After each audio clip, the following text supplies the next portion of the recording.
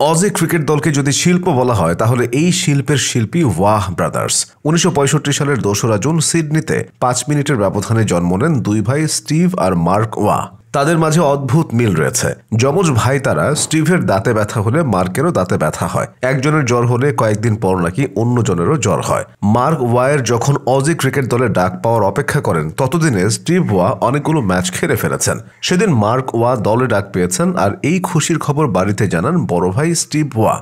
বাড়িতে তৈরি হয় এক উৎসব মুখর পরিবেশ। সবকিছু শেষে স্টিভ ছোট ভাই মার্ককে জানান তার পরিবর্তে দলে ডাক পায় মার্ক ওয়াহ। তিনি যখন অজি দলের ভার নেন হাতে তখন দলকে একটা জিনিসই শিখিয়েছেন, জয়। তিনি এমন একটা পরিবেশ তৈরি করেছিলেন যে স্টিভ ওয়াহের অজি দল মাঠে নামবে এবং খেলায় জিতবে।